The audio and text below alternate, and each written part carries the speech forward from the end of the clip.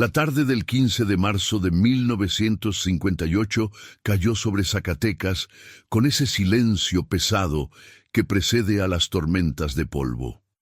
El sanatorio de Nuestra Señora de los Remedios se alzaba en la colina norte de la ciudad, una construcción de cantera rosa que durante el día reflejaba la luz con cierta dignidad colonial, pero que al atardecer parecía absorber las sombras como una esponja seca absorbe el agua. Desde las ventanas del tercer piso, donde funcionaba el ala de maternidad y procedimientos ginecológicos, se podía ver toda la ciudad desplegarse en calles empinadas y techos de teja, la catedral dominando el horizonte con sus torres gemelas, las minas abandonadas en las montañas cercanas como bocas abiertas en la tierra. Hermana Guadalupe Sánchez caminaba por el pasillo del sótano con una vela en la mano derecha y un rosario enredado en la izquierda.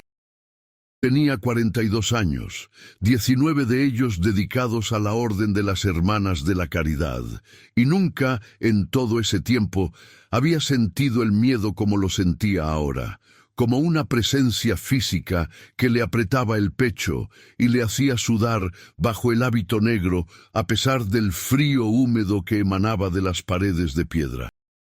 El sótano del sanatorio había sido originalmente una bodega colonial, construida en el siglo XVIII, cuando el edificio servía como residencia de un comerciante de plata, y conservaba esa arquitectura de bóvedas bajas y nichos oscuros que parecían diseñados para guardar secretos. Si estás disfrutando esta historia, por favor, suscríbete al canal y déjanos un comentario contándonos desde qué parte del mundo nos estás escuchando. Tu apoyo nos ayuda a seguir trayéndote historias que te mantienen despierto por la noche. El doctor Emilio Contreras había insistido en que bajara a buscar los registros del año anterior, documentos que necesitaba para un informe que debía presentar ante el Consejo de Salud del Estado. Son solo papeles, hermana, le había dicho con esa sonrisa condescendiente que usaba con las religiosas, como si todas fueran niñas asustadizas. Pero el doctor Contreras no sabía lo que ella sabía. No había escuchado lo que ella había escuchado 3 noches atrás, cuando se quedó trabajando tarde organizando el inventario de suministros médicos. Había sido un sonido imposible, un golpeteo suave pero persistente como dedos diminutos tamborileando contra vidrio. Al principio pensó que eran las tuberías, que en un edificio tan antiguo siempre gemían y susurraban con sus propias voces metálicas. Pero luego el sonido se hizo más claro, más intencional. Y venía de la sala de muestras, el cuarto donde guardaban los especímenes médicos en formol. Guadalupe nunca había sido una mujer supersticiosa. Creía en Dios con la firmeza tranquila de quien ha encontrado consuelo en la fe, pero no en fantasmas ni en aparecidos.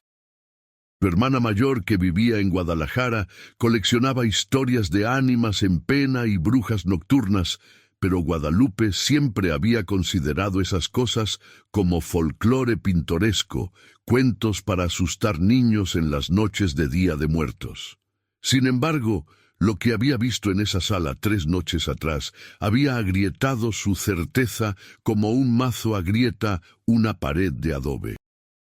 Los frascos estaban organizados en estantes de madera oscura, cada uno etiquetado con una caligrafía perfecta que detallaba la fecha, el tipo de espécimen y, cuando aplicaba, las iniciales de la paciente. Eran principalmente muestras patológicas, tumores extirpados, tejido enfermo, apéndices inflamados, pero en el estante del fondo, detrás de una cortina de lona que rara vez se movía, estaban los otros frascos. Los que contenían los productos de abortos terapéuticos, procedimientos que el sanatorio realizaba en casos donde la vida de la madre corría peligro inminente. Zacatecas en 1958 era una ciudad profundamente católica, donde incluso hablar de ciertos temas médicos en voz alta podía atraer miradas de desaprobación.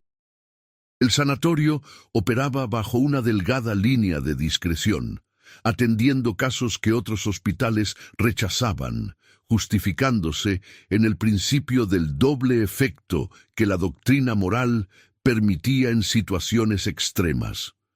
Las mujeres llegaban por la noche, entraban por la puerta trasera y se marchaban antes del amanecer. Nadie hacía preguntas. Los registros eran vagos y los especímenes se guardaban en el sótano, lejos de miradas curiosas. Guadalupe llegó a la puerta de la sala de archivos y la abrió con la llave maestra que colgaba de su cinturón junto al rosario. El cuarto olía a papel viejo, a humedad y a ese particular aroma dulzón del formol que impregnaba todo el sótano. Los archivadores de metal verde se alineaban contra las paredes, ordenados por año. Necesitaba los expedientes de 1957, un año que ahora le parecía pertenecer a otra época, a un tiempo antes de que las cosas empezaran a sentirse mal. Mientras buscaba entre las carpetas, sus pensamientos regresaron inevitablemente a aquella noche.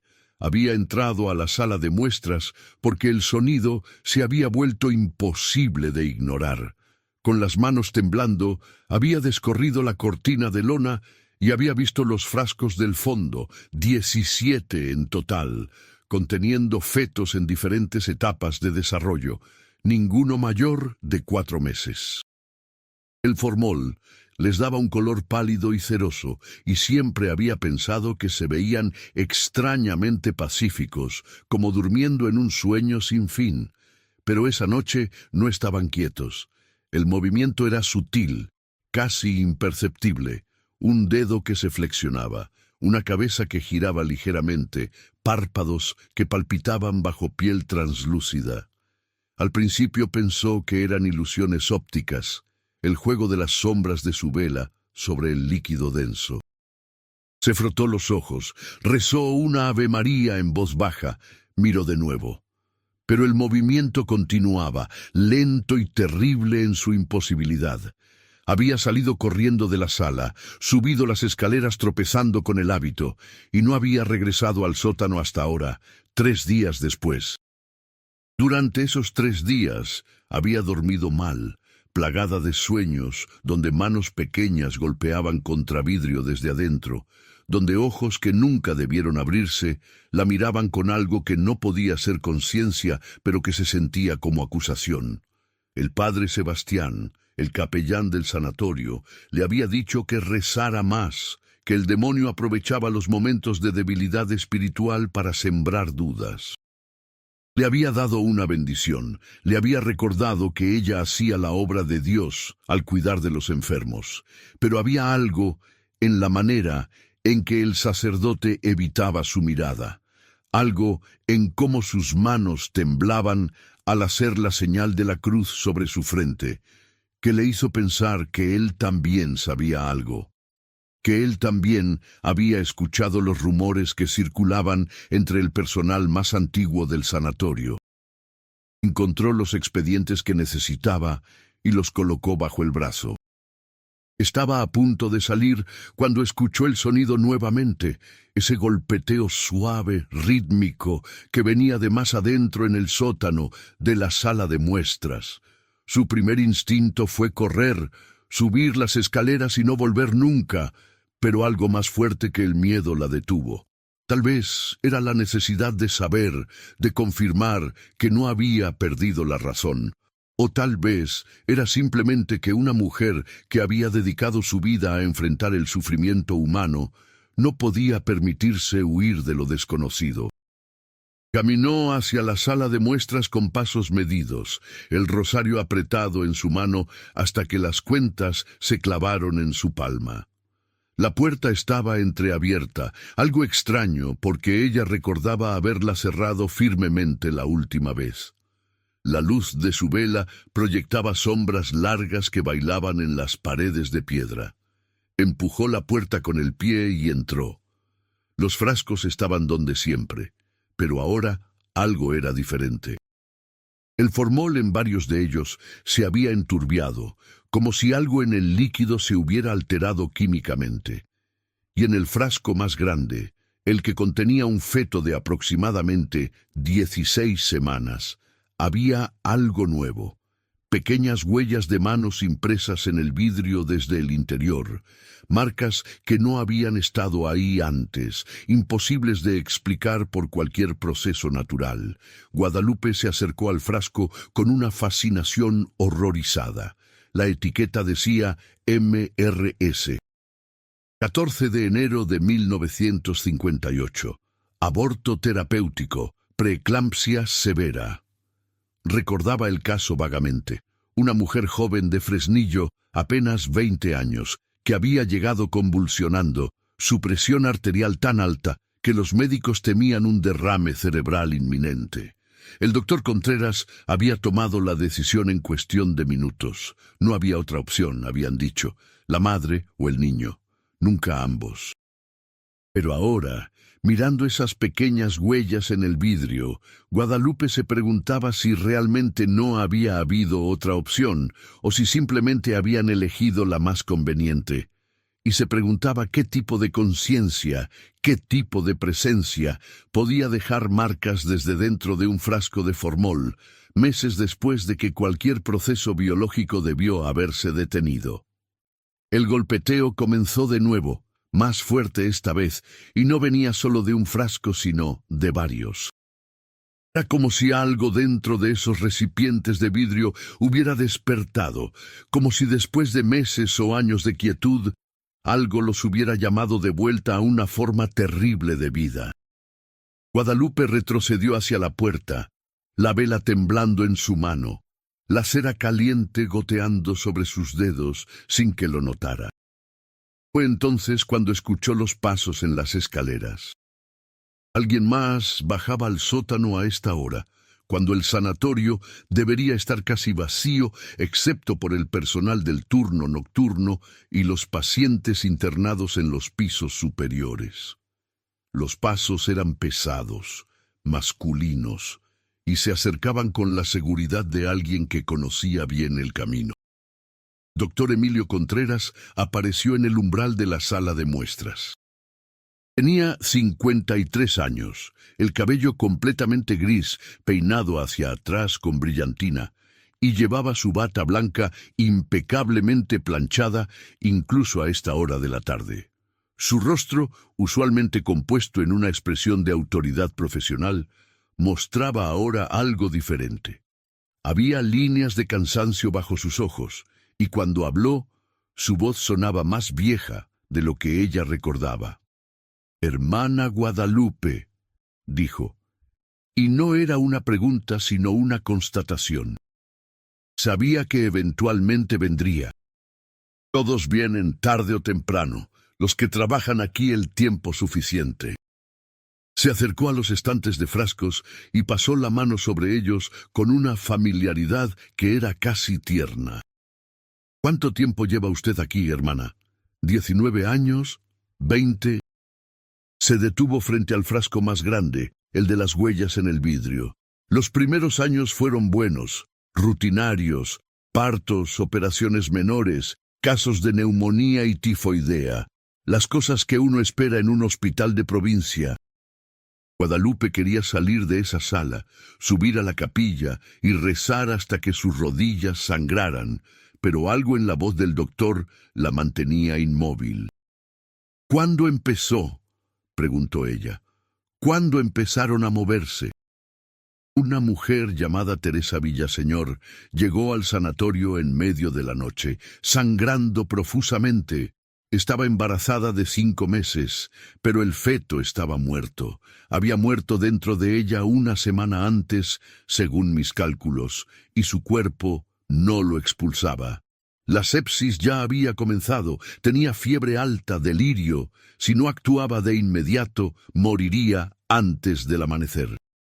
Dijo que si alguien se enteraba de lo que había hecho, me aseguraría de que nunca volviera a practicar medicina. Así que guardamos el espécimen aquí, en el sótano, donde nadie lo vería, y 3 días después comenzó a moverse. El líquido interior se agitó, y Guadalupe pudo ver claramente el movimiento del espécimen dentro, un giro lento, como si estuviera tratando de encontrar una posición más cómoda. Al principio pensé que me estaba volviendo loco. Trabajaba demasiadas horas, dormía poco. Pero entonces, el padre Anselmo, el capellán anterior al padre Sebastián, también lo vio. Bajó al sótano una noche a buscar unos registros parroquiales antiguos que guardábamos aquí, y escuchó los sonidos. Cuando subió, estaba pálido como un cadáver. Me buscó en mi oficina y me dijo que había cosas en este sanatorio que no eran naturales, que algo profano había contaminado este lugar. Los movimientos se intensificaron. Los frascos comenzaron a vibrar en los estantes. Algunos cayeron al suelo y se rompieron. Fue horrible ver esas pequeñas formas retorcerse en el suelo, cubiertas de vidrio roto y formol, todavía moviéndose incluso fuera de los frascos. Lo encontraron en la capilla al día siguiente, murmurando incoherencias sobre almas atrapadas y pecados imperdonables. Lo trasladaron a un sanatorio psiquiátrico en Aguascalientes. Murió allí 6 meses después. El certificado de defunción decía falla cardíaca, pero yo creo que fue algo más. Creo que vio algo esa noche, algo que su mente no pudo procesar. ¿Y desde entonces ha seguido realizando estos procedimientos, sabiendo lo que pasa después? Preguntó finalmente sin voltear a mirarla. Una mujer llega al sanatorio, apenas consciente por la pérdida de sangre. Su embarazo la está matando, literalmente matando. Placenta previa, eclampsia, ruptura uterina, casos donde no hay esperanza para el feto, donde la única pregunta es si la madre sobrevivirá. Las dejo morir. ¿Dejo que mueran ambos porque tengo miedo de lo que podría pasar después con los restos? Lo que sea que esté pasando aquí es una abominación. Los golpeteos en los frascos aumentaron en intensidad, como si respondieran a su agitación. Guadalupe se dio cuenta de que el doctor llevaba estas preguntas dentro durante años, estas dudas que lo habían carcomido lentamente como el óxido corroe el metal. «Lo siento», dijo Contreras bajando la voz, «no debería descargar esto en usted. Pero entienda, hermana, que cada uno de estos frascos representa una vida que salvé.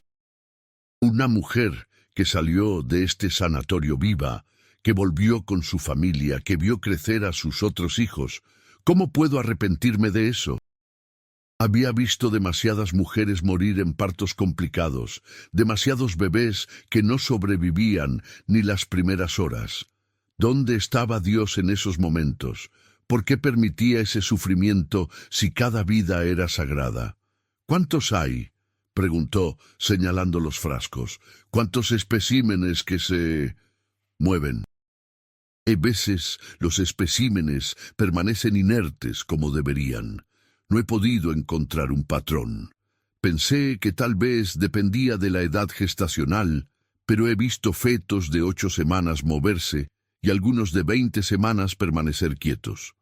Pensé que podría estar relacionado con la causa del procedimiento, pero tampoco hay correlación». Este es de 1943. Una mujer con diabetes severa cuyo embarazo le estaba causando cetoacidosis. Este de 1947, ruptura uterina después de un parto anterior. Este de 1952, un embarazo ectópico que se rompió. Cada caso diferente, cada mujer diferente, pero el resultado es el mismo. Semanas o meses después del procedimiento, los especímenes comienzan a mostrar movimiento. Ahora que sus ojos se habían ajustado a la luz tenue, podía ver los detalles con mayor claridad. Las pequeñas formas dentro del formol no solo se movían, parecían estar conscientes de su presencia.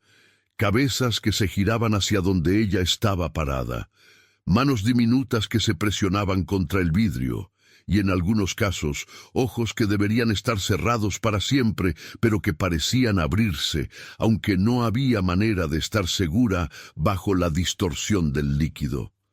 «Siente dolor», La pregunta salió de su boca antes de que pudiera detenerla. ¿Cree que sientan dolor? Pero la mayoría del personal no sabe nada. Trabajo para mantenerlo así. Solo bajo aquí cuando es absolutamente necesario. Mantengo los registros vagos, los etiqueto de manera que cualquiera que los encuentre pensaría que son simples muestras patológicas de rutina. Era el llanto de un bebé, o algo que había sido un bebé una vez. Ambos se quedaron inmóviles, mirándose el uno al otro en la luz vacilante de la vela. El llanto continuó, uniéndose con otros sonidos similares de diferentes frascos, hasta que la sala se llenó de una cacofonía de lamentos infantiles que no deberían existir. «Está empeorando», dijo Contreras con voz ronca. «Antes solo se movían, luego comenzaron a golpear el vidrio, y hace un mes empezaron con estos sonidos.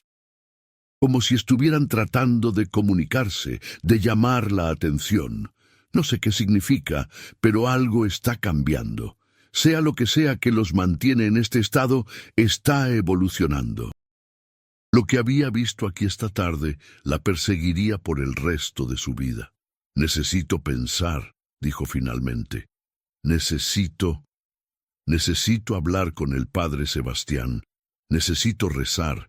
Necesito entender qué significa todo esto. Le pedí que me dijera si lo que había hecho era imperdonable, si había alguna manera de obtener absolución. ¿Sabe qué me dijo? Puede olvidar lo que vio aquí. Y sabía algo más, algo que la aterrorizaba más que los propios frascos. Sentía que esto era solo el comienzo, que algo se estaba acumulando en este sótano, alguna fuerza o presencia que había estado creciendo durante años y que pronto alcanzaría un punto crítico.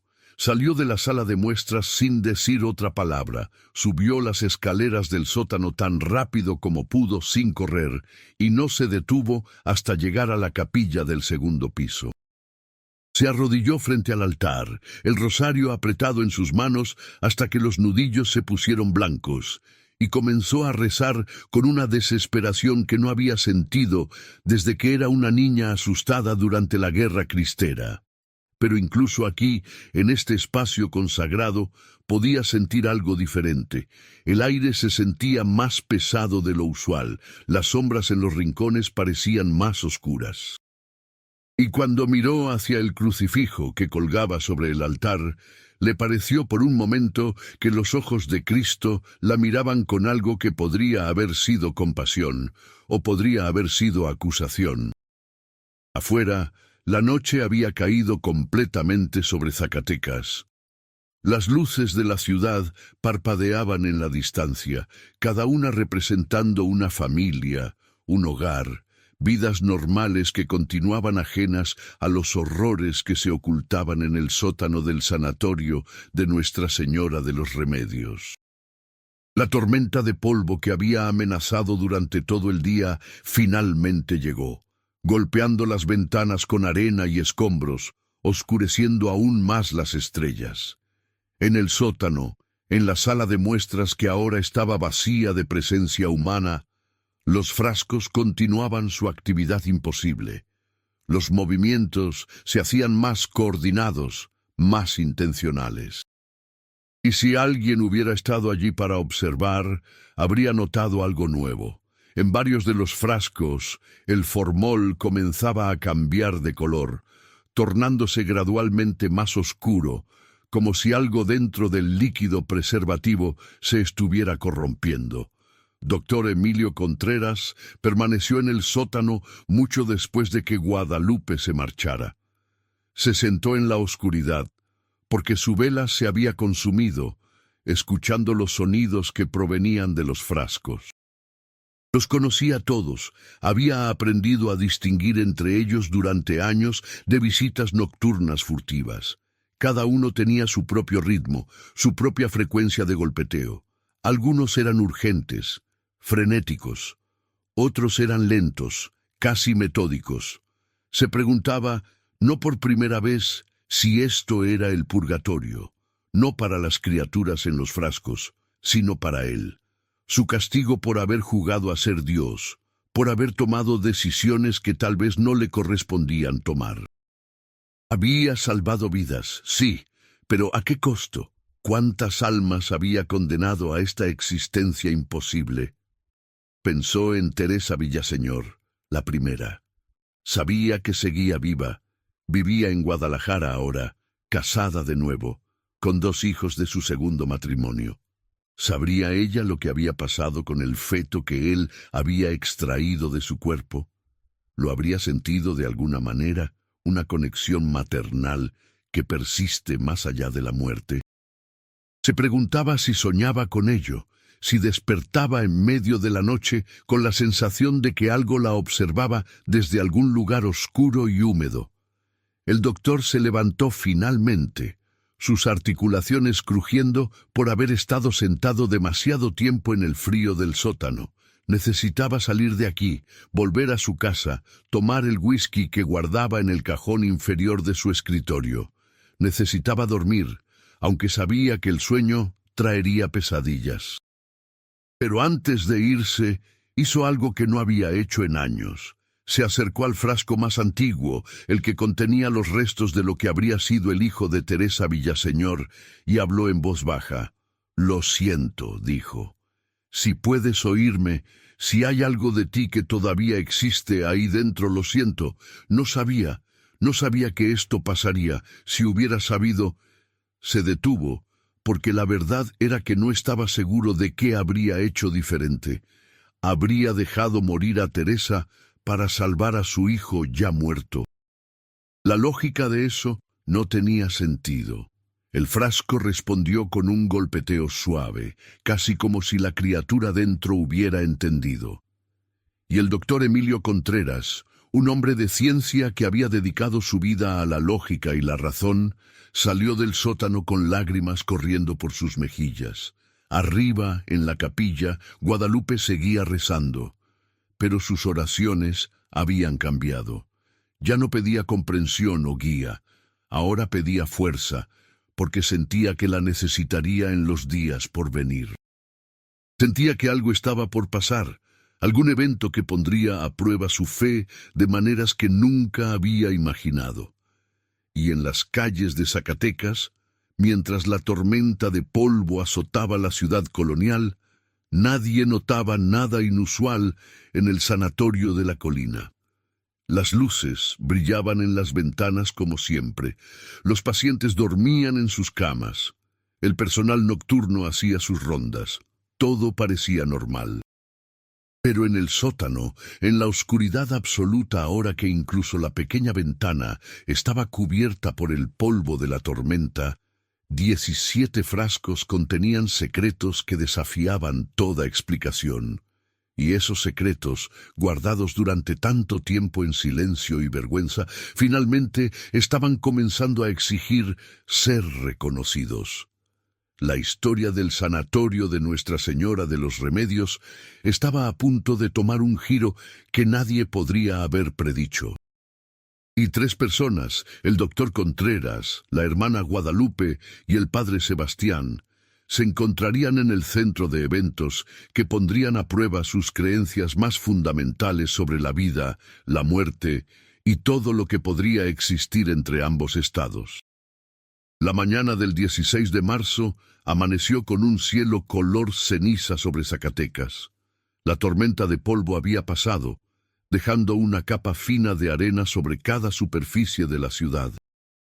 Los balcones de hierro forjado, los adoquines de las calles empinadas, los techos de las iglesias, todo llevaba ahora ese tono ocre que recordaba a los habitantes que vivían en tierra de desierto, por mucho que intentaran cultivar jardines y plazas arboladas. En el sanatorio de Nuestra Señora de los Remedios, el día comenzó como cualquier otro. Las enfermeras del turno matutino llegaron a las 6, intercambiando saludos cansados con sus colegas del turno nocturno. Los médicos hicieron sus rondas, revisando a los pacientes internados, ajustando tratamientos, tomando notas en historiales clínicos. En la cocina del primer piso, las monjas preparaban el desayuno, el olor del café y del pan recién horneado llenando los pasillos, pero para 3 personas en el sanatorio, ese día no era como cualquier otro. Hermana Guadalupe había dormido apenas 2 horas, plagada de sueños fragmentados, donde pequeñas manos golpeaban contra superficies invisibles, donde voces que nunca deberían existir la llamaban desde lugares oscuros. Se despertó a las 4 de la madrugada con el corazón acelerado y la certeza de que algo fundamental en su comprensión del mundo había cambiado. Se vistió en silencio para no despertar a las otras hermanas que compartían el convento anexo al sanatorio, y fue directamente a la capilla. Allí encontró al padre Sebastián Mora arrodillado frente al altar, en la misma posición en la que ella lo había visto innumerables veces durante los últimos 3 años que él llevaba como capellán. Pero algo era diferente esta vez. Su postura no era de devoción tranquila, sino de súplica desesperada. Sus labios se movían en oraciones silenciosas, y cuando ella se acercó más, pudo ver que sus manos temblaban donde sujetaban el rosario. «Padre», dijo suavemente, no queriendo asustarlo. El sacerdote se sobresaltó de todas formas, girándose bruscamente. Tenía 38 años, relativamente joven para su posición, con el cabello oscuro ya mostrando hebras grises prematuras en las sienes. Sus ojos, normalmente cálidos y llenos de comprensión pastoral, ahora mostraban algo cercano al pánico. «Hermana Guadalupe», dijo, poniéndose de pie con dificultad, «no esperaba encontrar a nadie aquí tan temprano». «Bajó al sótano ayer, ¿verdad? El doctor Contreras me lo mencionó esta mañana temprano. Vino a verme a las 5. No podía esperar hasta una hora más razonable». Como pastor espiritual de este sanatorio, ¿qué haría con este conocimiento? He estudiado las doctrinas sobre el alma, sobre cuándo comienza la vida, sobre qué sucede con los no nacidos. Pero ninguno de esos textos contempla una situación como esta. Ninguno habla de lo que sucede cuando los muertos se niegan a permanecer quietos. El concepto teológico de un lugar para las almas de los niños no bautizados, que no pueden entrar al cielo por el pecado original, pero que tampoco merecen el infierno porque no cometieron pecados personales. No exactamente el limbo como se describe en los textos, sino algún tipo de estado intermedio. Almas atrapadas entre la existencia y la no existencia, ni completamente vivas ni completamente muertas. El doctor Contreras me contó lo que pasó. El exorcismo solo empeoró las cosas, como si la intervención religiosa directa los agitara en lugar de calmarlos. Se detuvo frente a ella, su expresión llena de conflicto. A veces pienso que lo mejor sería simplemente dejarlos en paz, no molestarlos, no intentar entenderlos, pero entonces me pregunto si eso no es cobardía disfrazada de prudencia. El doctor Contreras entró, y era evidente que él tampoco había dormido. Su ropa estaba arrugada, como si hubiera pasado toda la noche en su oficina, y había una intensidad en su mirada que Guadalupe no había visto antes. «Padre, hermana», dijo sin preámbulos, «necesito que vengan al sótano. Ahora». Cuando abrió la puerta, Guadalupe tuvo que contener un grito. Los frascos estaban completamente opacos. El formol, que la noche anterior había comenzado a oscurecerse en algunos contenedores, ahora era completamente negro en todos ellos.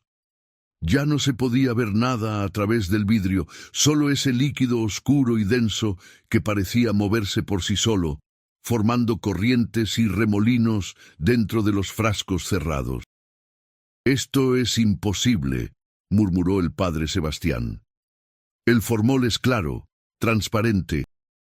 No hay proceso químico natural que pueda volverlo así.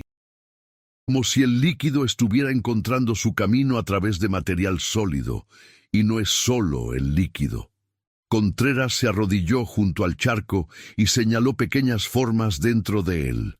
Al principio, Guadalupe pensó que eran solo distorsiones en el líquido, pero luego se dio cuenta de que se movían de manera independiente. Pequeñas siluetas, vagamente humanoides, nadando o arrastrándose en el charco oscuro. El padre Sebastián hizo la señal de la cruz, sus labios moviéndose en una oración silenciosa. Esto va más allá de cualquier cosa que haya encontrado en mi ministerio. Esto es, no tengo palabras para describir lo que esto es. Pero ahora que el doctor lo mencionaba, podía oírlos claramente. No eran los golpeteos y llantos de la noche anterior. Estos eran diferentes.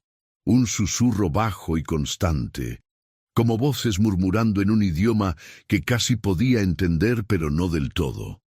Y debajo de eso, algo que sonaba como un latido de corazón, lento y pesado, retumbando a través del piso de piedra. ¿Qué quieren?, preguntó Guadalupe. Si hay algún tipo de conciencia ahí, algún tipo de intención, ¿qué es lo que quieren? Pero creo que ambos sabemos la respuesta.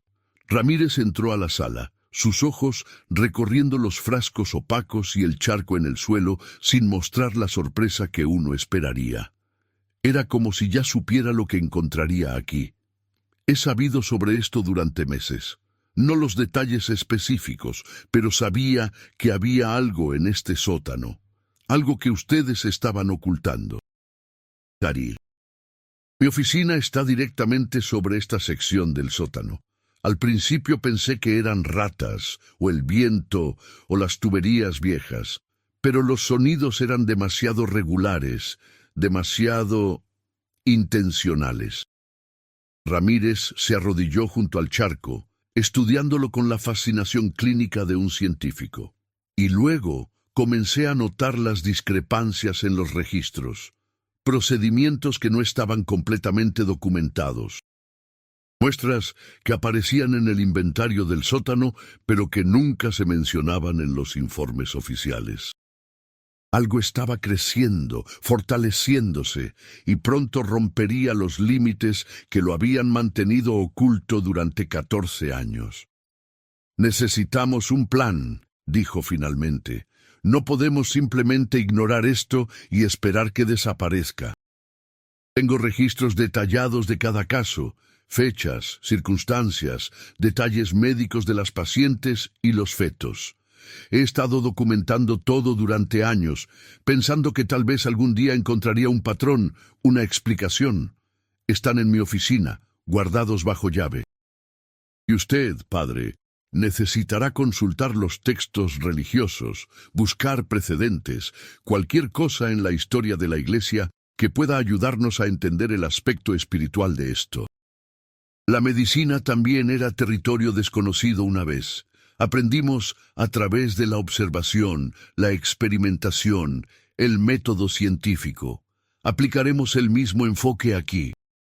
Parte de ella admiraba la determinación de Ramírez de enfrentar esto de manera racional.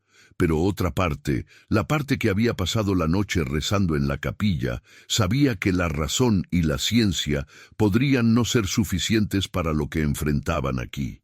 ¿Y yo?, preguntó. ¿Qué puedo hacer yo para ayudar?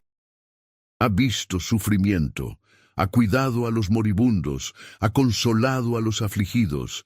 Si estas entidades están sufriendo de alguna manera, si necesitan algún tipo de consuelo o liberación, su experiencia podría ser crucial. Si estas criaturas imposibles estaban atrapadas en algún tipo de agonía, ¿no tenía ella la obligación de intentar ayudar? Hay algo más que deben saber, dijo Contreras, su voz bajando hasta ser casi un susurro. Esta no es la primera vez que esto ha escalado. Hubo un incidente en 1949. Los frascos comenzaron a comportarse de manera similar. El líquido oscureciéndose, sonidos aumentando. Pensé que estábamos al borde de algo terrible. Pero entonces se detuvo tan abruptamente como había comenzado. Volvió a la normalidad durante semanas antes de que los movimientos comenzaran de nuevo, pero de manera más suave, más contenida. Una paciente, María Fernández, murió durante una cirugía rutinaria, complicaciones inesperadas, hemorragia que no pudimos controlar. Fue una tragedia, pero estas cosas suceden en medicina. Sin embargo, esa noche, después de su muerte, el sótano se calmó. Los frascos dejaron de moverse, el líquido se aclaró. Fue como si su muerte hubiera satisfecho algo. ¿Está sugiriendo que estas cosas necesitan muerte, que se alimentan de ella de alguna manera? La voz del padre Sebastián temblaba con indignación y miedo. No lo sé, podría haber sido coincidencia, pero ahora, 6 años después, está sucediendo de nuevo, y esta vez parece más intenso, más urgente. Contreras miró hacia los frascos como si pudiera ver a través del líquido opaco. Me pregunto si esto es cíclico. Si cada ciertos años, sea lo que sea que los mantiene en ese estado, necesita ser renovado de alguna manera. Tal vez hay algo en los nuevos conocimientos sobre biología celular, sobre muerte celular, que pueda ayudarnos a entender. El latido que había estado sonando suavemente en el fondo se hizo más fuerte de repente. El charco en el suelo comenzó a agitarse, formando ondas que se propagaban hacia afuera desde el centro, y de los frascos vino un sonido nuevo, diferente de cualquier cosa que hubieran escuchado antes. Un coro de voces, pequeñas y agudas, cantando o tal vez lamentándose en una armonía discordante que hacía que los dientes dolieran y la piel se erizara. «Necesitamos salir de aquí», dijo Contreras, retrocediendo hacia la puerta. «Ahora». Se sentaron en silencio por un momento, cada uno procesando lo que acababan de experimentar. Fue el padre Sebastián quien finalmente habló.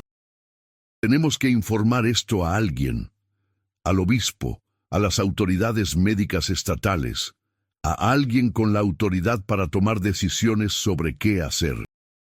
O peor, cerrarían el sanatorio, destruirían todo sin entender lo que están tratando y quién sabe qué pasaría entonces». Desde allí podía ver la ciudad de Zacatecas extendiéndose hacia el valle, las personas moviéndose por las calles, yendo a trabajar, llevando a sus hijos a la escuela, viviendo sus vidas sin idea de lo que se ocultaba en el sanatorio de la colina. Se preguntó cuánto tiempo más continuaría esa ignorancia.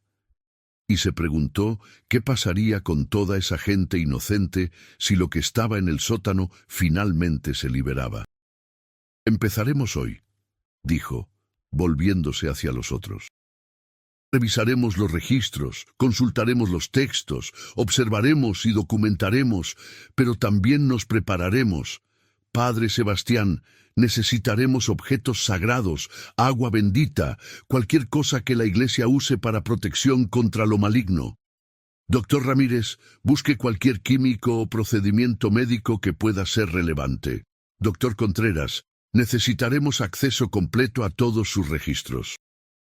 Durante los siguientes 3 días, el sanatorio de Nuestra Señora de los Remedios funcionó con una normalidad superficial que ocultaba la tensión creciente entre sus 4 conspiradores involuntarios. Las enfermeras hacían sus rondas, los médicos atendían pacientes, las monjas rezaban en la capilla y la vida continuaba con el ritmo predecible de una institución médica bien administrada. Pero en las horas entre turnos, en los momentos robados al sueño y a las obligaciones diarias, Contreras, Ramírez, el padre Sebastián y la hermana Guadalupe se reunían en secreto para investigar el misterio del sótano. La oficina de Contreras se había convertido en su centro de operaciones. Los escritorios estaban cubiertos de expedientes médicos, textos religiosos, diagramas anatómicos y notas garabateadas a mano. El doctor había traído cada registro relacionado con los procedimientos que habían resultado en los especímenes del sótano. 17 casos distribuidos a lo largo de 14 años, cada uno documentado con el detalle obsesivo de un hombre que sabía que algún día tendría que responder por sus acciones. Ramírez había pasado horas analizando los datos, buscando patrones. Extendió sus hallazgos sobre el escritorio la tarde del tercer día, cuando los cuatro se reunieron después de que el último turno de enfermeras terminara sus labores. «Hay algo aquí», dijo, señalando una línea de tiempo que había dibujado. «Miren las fechas. Los procedimientos no están distribuidos uniformemente. Hay grupos, periodos donde sucedieron varios casos en rápida sucesión, seguidos por largos intervalos sin ninguno. No lo había notado antes. Supongo que nunca los había graficado visualmente de esta manera. El más reciente, de los últimos 6 meses, ha coincidido con el brote de influenza que hemos estado tratando. Sonidos inexplicables en la noche, animales que se comportan de manera errática. En 1943 hubo reportes de perros que aullaban sin cesar hacia el sanatorio. En 1947, varios residentes cercanos se quejaron de pesadillas recurrentes. Y en los últimos meses ha habido un aumento notable en quejas sobre el olor que viene de esta área de la colina. Un olor que nadie puede identificar, pero que todos describen como enfermizo o putrefacto. He estado consultando los archivos de la diócesis, revisando registros de la parroquia que datan de hace un siglo, y encontré algo perturbador. Este edificio, antes de ser un sanatorio, tuvo varios usos a lo largo de los siglos. Fue residencia de un comerciante de plata, como sabemos, pero antes de eso, en el siglo XVII, fue brevemente un hospicio para huérfanos administrado por monjas carmelitas. Ese hospicio cerró abruptamente en 1687, después de lo que los registros describen vagamente como incidentes perturbadores que involucraban a los niños. No hay detalles específicos. Los registros de esa época son escasos y estaban escritos con obvio deseo de no revelar demasiado. Pero hay una nota en particular que me llamó la atención. Los niños inocentes no pueden encontrar descanso aquí. Que Dios tenga misericordia de las almas atrapadas en este lugar maldito. Firmado por la Madre Superior María de los Dolores, fechado el 15 de diciembre de 1687. Eso es superstición medieval, dijo Ramírez, aunque su tono carecía de convicción. No podemos basar nuestro entendimiento en... Guadalupe, acostumbrada a subir las escaleras rápidamente durante emergencias médicas, llegó primera. Encontró a la hermana Patricia, una de las enfermeras más jóvenes, parada en el pasillo, su rostro blanco como papel, señalando hacia una de las habitaciones de pacientes. «¿Qué pasó?», preguntó Guadalupe tomándola por los hombros. «La señora Moreno», jadeó Patricia. «Hay algo mal con ella, algo muy mal». Rosa Moreno era una paciente de 32 años, embarazada de 7 meses, internada hacía 2 días por hipertensión leve. Era un caso de observación rutinaria, nada que sugiriera complicaciones serias. Pero ahora, Rosa estaba en la cama, sus ojos muy abiertos pero completamente blancos, como si las pupilas hubieran desaparecido. Su boca se movía, pero no salía ningún sonido normal, solo un susurro áspero y continuo en un idioma que Guadalupe no podía identificar. Y su abdomen, hinchado con el embarazo, se movía de maneras que no eran normales, ondulaciones que iban de un lado a otro como si algo dentro estuviera tratando activamente de escapar.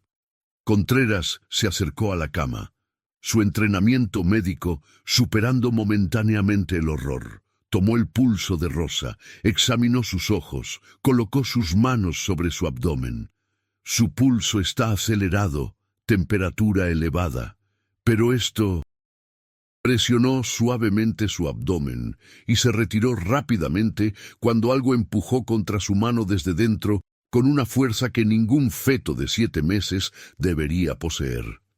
«Necesitamos llevarla a cirugía», dijo Ramírez. «Ahora». Sea lo que sea que esté pasando, el bebé está en peligro y ella también. Era una mujer mayor, de unos 60 años, con el rostro curtido por décadas de trabajo duro. No es el bebé el que está en peligro, es ella y todos nosotros. Pero ahora veo que eran advertencias. Los aztecas lo sabían, por eso nunca construyeron aquí, aunque la colina era perfecta para un asentamiento. Decían que era tierra muerta, tierra donde los niños no nacidos iban cuando morían antes de tiempo, y que esa tierra tenía hambre, siempre hambre, de lo que se le había negado. Nos prometieron vida, nos prometieron aliento, latidos, luz, pero nos tomaron antes de que pudiéramos conocer cualquiera de esas cosas. Ahora tomamos lo que se nos debe, tomamos lo que se nos negó. Vamos a hacer una cesárea de emergencia. Hermana Guadalupe, necesito que asista. Padre, quédese aquí y haga lo que pueda desde un punto de vista espiritual. En la oscuridad, los susurros desde la boca de Rosa se hicieron más fuertes, uniéndose con otros sonidos que provenían de abajo, del sótano. El coro de voces que habían escuchado antes, pero ahora amplificado, más claro, más exigente. La señora Domínguez encendió velas que había traído consigo, como si hubiera anticipado esto. A la luz vacilante de las llamas, la escena en la habitación tomó un aspecto de pesadilla. Las sombras danzaban en las paredes como figuras vivas. El aire se había vuelto denso, difícil de respirar, como si la atmósfera misma se estuviera espesando. «Esto está pasando», dijo Ramírez con voz temblorosa pero determinada. «Ahora, lo que sea que han estado acumulando en el sótano todos estos años ha alcanzado masa crítica, ya no está contenido». Era el mismo líquido que habían visto en el sótano, pero ahora se movía con intención clara, fluyendo contra la gravedad, trepando por las paredes, formando charcos en el techo que goteaban hacia abajo. El padre Sebastián comenzó a recitar oraciones en latín, su voz elevándose sobre los susurros. Sacó agua bendita de un frasco en su bolsillo y la roció sobre Rosa, sobre el líquido que avanzaba, sobre todos los que estaban en la habitación. El líquido siseo donde el agua bendita lo tocó, retrocediendo momentáneamente, pero no deteniéndose. «No es suficiente», gritó Guadalupe sobre el creciente ruido. «Necesitamos más que oraciones. Necesitamos entender qué quieren, qué necesitan para detenerse. Existimos y no seremos olvidados». Y habló, no a Rosa, sino a lo que fuera que hablaba a través de ella. «Los veo», dijo, y mientras lo decía, sintió la verdad de esas palabras resonar en su alma. «Veo lo que les pasó. Veo el dolor, la pérdida, la injusticia de vidas que nunca tuvieron la oportunidad de ser vividas. Y lo lamento, lamento que hayan sido olvidados, lamento que hayan sido escondidos, lamento que nadie los haya llorado». Era como si las entidades estuvieran escuchando, considerando sus palabras. «Pero esto», continuó Guadalupe, señalando a Rosa, al líquido que los rodeaba, al caos que se extendía por el sanatorio, «esto no les dará lo que buscan. Lastimar a los vivos no honra a los muertos. Si quieren ser recordados, si quieren ser reconocidos, hay mejores maneras». Como niños perdidos, buscando el camino a casa, Guadalupe miró a los otros, y en sus rostros vio reflejada su propia incertidumbre, pero también vio determinación, el deseo de encontrar una solución que no terminara en tragedia. «Les daremos nombres», dijo el padre Sebastián, acercándose para estar al lado de Guadalupe. «Cada uno de ustedes.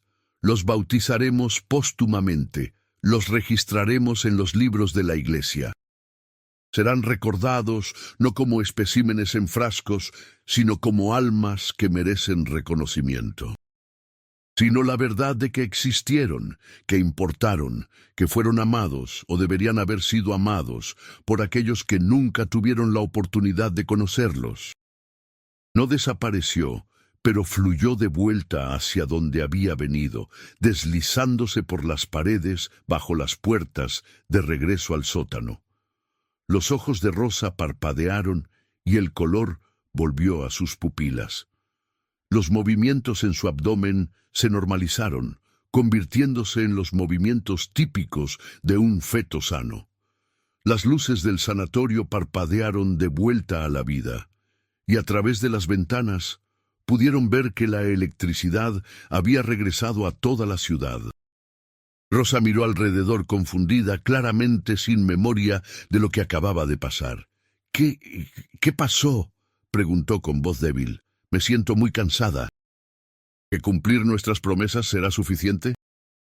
Pero todos ellos sabían que algo fundamental había cambiado. Cuando abrieron la puerta de la sala de muestras, encontraron que el líquido en los frascos se había aclarado. No completamente. Todavía tenía un tinte lechoso, pero ya no era la oscuridad opaca de antes. Y los especímenes dentro habían dejado de moverse. Yacían quietos, en posiciones que parecían casi pacíficas. Pero había algo nuevo. En el vidrio de cada frasco, escrito desde dentro con una escritura infantil e irregular, había un símbolo. No eran letras en ningún idioma que pudieran reconocer, sino algo más primitivo, más universal. Guadalupe los reconoció instintivamente como lo que eran, nombres. Cada entidad había marcado su frasco con su propia versión de un nombre, reclamando identidad, existencia, importancia. «Comenzaremos mañana», dijo el padre Sebastián suavemente. «Prepararé los rituales de bautismo, contactaré al obispo, le explicaré lo que sea necesario. Estos niños tendrán nombres cristianos apropiados, además de los que se han dado a sí mismos. Para que incluso después de que todos nosotros nos hayamos ido, alguien pueda encontrar esas tumbas y saber que estas vidas importaron». Pero mientras salían del sótano, Guadalupe no pudo evitar mirar hacia atrás una última vez, y en ese momento habría jurado que vio uno de los frascos moverse ligeramente, no con el movimiento violento de antes, sino con algo más suave. Casi como si el espécimen dentro estuviera respirando, durmiendo pacíficamente por primera vez en años. Tal vez esto no había terminado completamente. Tal vez nunca terminaría del todo. Pero al menos ahora había esperanza de que podría llegar a algún tipo de resolución, alguna forma de paz para todas las partes involucradas. Los preparativos para lo que el padre Sebastián había comenzado a llamar en privado la reconciliación tomaron casi 2 semanas. 2 semanas durante las cuales el sanatorio de Nuestra Señora de los Remedios continuó funcionando externamente como siempre, pero donde internamente todo había cambiado de maneras que solo sus 5 conspiradores podían apreciar completamente. El padre Sebastián se había reunido con el obispo de Zacatecas, Monseñor Ricardo Vallejo, un hombre de 60 años, conocido por su pragmatismo teológico y su disposición a escuchar antes de juzgar. La conversación había sido difícil. Guadalupe había estado presente, a petición del padre Sebastián, para proporcionar testimonio de lo que había presenciado. El obispo había escuchado en silencio, sus manos entrelazadas sobre el escritorio de caoba de su oficina, sus ojos moviéndose entre el padre Sebastián y Guadalupe mientras relataban los eventos. Cuando terminaron, permaneció en silencio durante varios minutos que se sintieron como horas. «Lo que me están pidiendo», dijo finalmente, «es que la Iglesia reconozca oficialmente a estos no nacidos, que les dé nombres cristianos, que los bautice póstumamente, que les otorgue entierro en tierra consagrada. Pero sé esto, Hay almas que sufren, que han estado atrapadas entre estados durante años, y se nos ha dado la oportunidad de ofrecerles paz. ¿No es esa la esencia de nuestro ministerio? Le dije que sí, que Dios es misericordioso y que los inocentes siempre encuentran su camino a Él. Pero en verdad no lo sabía. Nadie lo sabe con certeza. Mientras el padre Sebastián coordinaba los aspectos religiosos, Contreras y Ramírez manejaban los aspectos médicos y logísticos. Cada frasco fue cuidadosamente documentado. Los especímenes fueron fotografiados, medidos, registrados con detalle científico. Ramírez insistió en esto, no por morbo, sino porque creía que algún día, cuando la ciencia médica avanzara lo suficiente, estos registros podrían ayudar a entender lo que había sucedido aquí. Tal vez en 50 años, en 100 años, dijo mientras organizaba las fotografías en carpetas meticulosamente etiquetadas. Alguien mirará estos registros y encontrará explicaciones que nosotros no podemos ver ahora. O tal vez confirmarán que lo que experimentamos aquí fue genuinamente sobrenatural. De cualquier manera, el registro debe existir. Las líneas en su rostro se habían profundizado y había comenzado a caminar con una ligera cojera que Guadalupe sospechaba era psicosomática, el peso físico de años de secretos finalmente manifestándose en su cuerpo. Una tarde, mientras empacaban los frascos para su transporte, él le habló en voz baja. ¿Cree que podré ser perdonado, hermana? No solo por Dios, sino por ellas, las madres, las 17 mujeres cuyos embarazos terminé. Salvó sus vidas, doctor. Hizo lo que cualquier médico consciente habría hecho en esas circunstancias. Las madres viven porque usted actuó. Tienen otros hijos, vidas completas. Eso cuenta para algo. Mis ancestros creían que los niños que morían antes de nacer se convertían en colibríes, explicó la señora Domínguez una tarde mientras preparaban ofrendas para colocar en las tumbas. Pequeños, hermosos, siempre en movimiento, visitaban flores, traían dulzura al mundo. Esa era su manera de vivir las vidas que se les negaron. Tal vez todas son verdad de alguna forma. O tal vez la verdad es más grande de lo que cualquier religión puede capturar. El obispo había dado su bendición, pero había decidido no asistir personalmente, manteniendo la distancia institucional que había prometido. Habían preparado 17 pequeños ataúdes de madera simple pero digna. Dentro de cada uno, envuelto en lino blanco, estaba uno de los especímenes.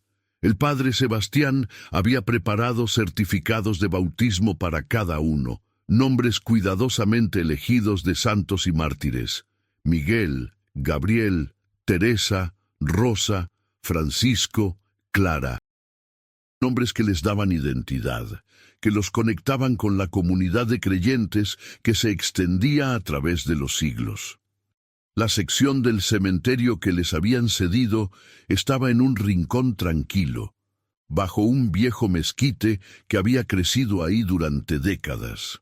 Las 17 tumbas estaban cavadas en 2 filas ordenadas. Las lápidas eran simples, solo los nombres y las fechas, pero eran permanentes, talladas en piedra que duraría generaciones. El padre Sebastián comenzó la ceremonia con oraciones tradicionales para el entierro, pero luego agregó algo más personal.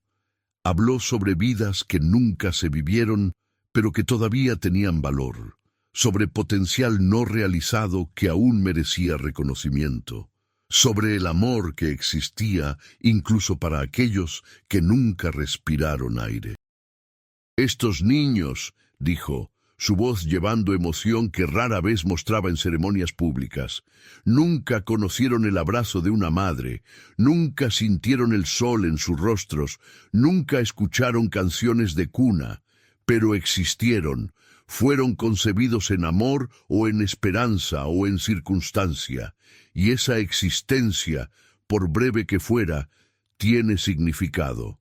Hoy les damos lo que se les negó en vida, reconocimiento, nombres, un lugar de descanso que lleva su memoria. Cuando la última tumba fue cubierta, la señora Domínguez colocó las ofrendas que había preparado. Pequeñas flores de papel en colores brillantes, pan dulce envuelto en servilletas bordadas, velas en vidrios de colores.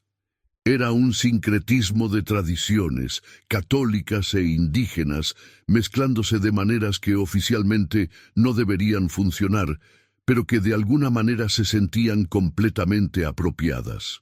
Permanecieron en silencio durante largo rato, después de que la ceremonia terminara oficialmente. El sol había alcanzado su punto más alto, bañando el cementerio en luz dorada, y en ese momento Guadalupe vio algo que haría que su corazón se acelerara con una mezcla de asombro y alegría. Colibríes, docenas de ellos, tal vez más, descendiendo sobre las tumbas frescas. Se movían entre las flores de papel, sus alas zumbando tan rápido que eran borrosas, sus plumas iridiscentes captando la luz del sol. No era inusual ver colibríes en Zacatecas, pero nunca tantos a la vez, y nunca comportándose así, como si estuvieran celebrando. «Los ve también, ¿verdad?», susurró la señora Domínguez. «No soy solo yo».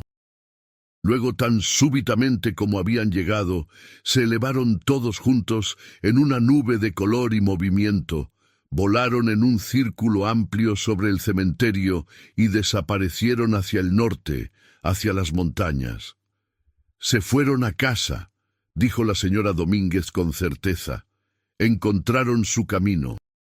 «Necesitamos decidir qué hacer con los registros», dijo Ramírez, señalando las cajas de archivos que habían acumulado. «No podemos simplemente destruirlos, pero tampoco podemos dejarlos donde cualquiera pueda encontrarlos». Preguntó Guadalupe: «¿Qué hacemos con la sala de muestras?». El sanatorio de Nuestra Señora de los Remedios continuó su trabajo salvando vidas, atendiendo a los enfermos, asistiendo en partos. Rosa Moreno dio a luz a una niña saludable en junio, sin complicaciones. Nunca recordó completamente lo que había sucedido esa noche en marzo y nadie intentó refrescar su memoria. Nombró a su hija Esperanza y cuando Guadalupe la sostuvo por primera vez, sintió que el nombre era apropiado de maneras que Rosa nunca podría entender completamente. En agosto, el doctor Ramírez aceptó una posición en un hospital nuevo en la Ciudad de México. Antes de irse, buscó a Guadalupe en la capilla. «Nunca olvidaré lo que vi aquí», le dijo. «Cambió mi comprensión de lo que es posible, de dónde termina la ciencia y comienza algo más. Pero también me enseñó que a veces las respuestas más importantes no vienen de entender sino de compasión». Nunca realizó otro aborto terapéutico, encontrando siempre alternativas, esperando un poco más, consultando con especialistas.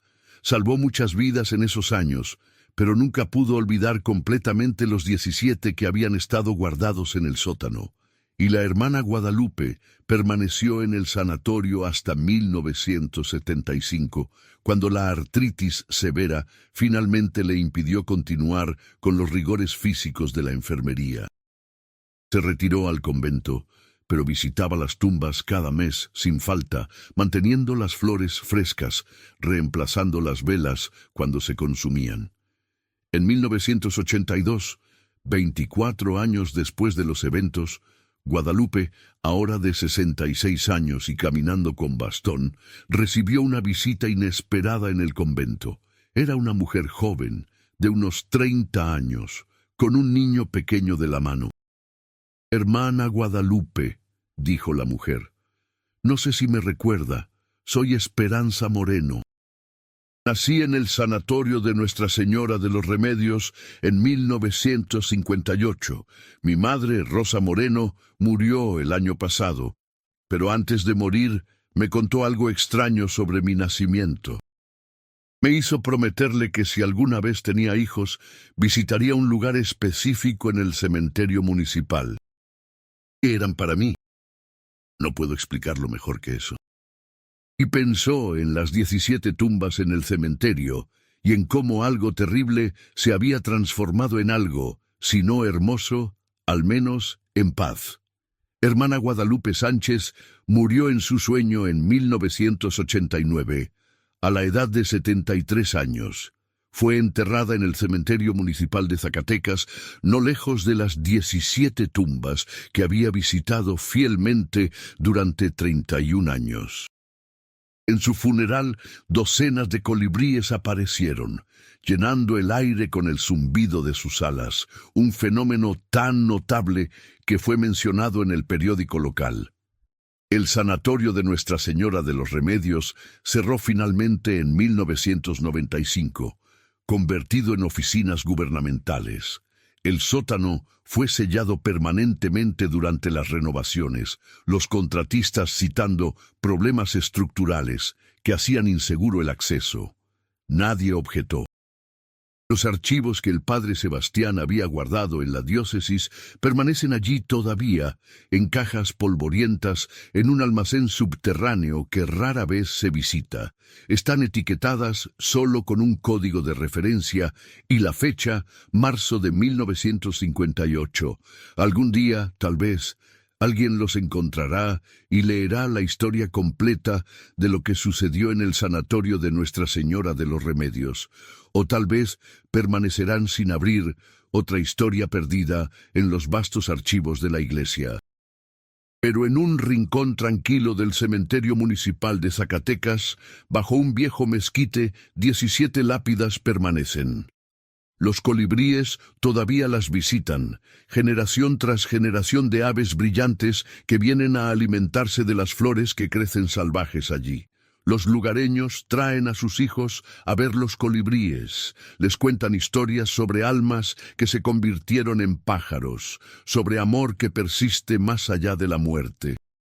Y si alguien se tomara el tiempo de leer las lápidas, de ver los nombres y las fechas, podría preguntarse sobre estas vidas breves que terminaron antes de comenzar verdaderamente. Podría preguntarse qué historias están enterradas aquí, qué dolores y esperanzas descansan bajo la tierra. Pero probablemente no lo harían. La mayoría de la gente pasa sin mirar, distraída por la belleza de los colibríes, por la paz del lugar, por la vida que continúa moviéndose siempre hacia adelante. Y tal vez eso esté bien, tal vez sea suficiente que alguien, una vez, se preocupara lo suficiente como para dar nombres a los sin nombre, para recordar a los olvidados, para hacer las paces con los fantasmas que habitan los lugares entre la vida y la muerte. El horror real, después de todo, nunca fue los fetos que se movían en los frascos. El horror real era que pudieran haber sido olvidados completamente, borrados de la historia como si nunca hubieran existido. Y gracias a 5 personas que se negaron a mirar hacia otro lado, que eligieron la compasión sobre el miedo, ese horror al menos fue evitado. En las noches de primavera en Zacatecas, cuando el viento sopla desde las montañas y lleva el aroma de las flores del mezquite, a veces la gente que vive cerca del viejo cementerio reporta escuchar sonidos extraños, no llantos o lamentos, sino algo más suave. Casi como canciones de cuna, cantadas por voces que nunca deberían existir, arrullando bebés que nunca nacieron a un sueño que finalmente, después de décadas de espera, se ha vuelto pacífico. Y en esas mismas noches, colibríes que ningún ornitólogo puede explicar, colibríes que vuelan en patrones que desafían sus instintos naturales, traza círculos en el aire sobre 17 tumbas, guardianes eternos de almas que encontraron su camino a casa gracias a aquellos que se atrevieron a ver, a reconocer y a recordar.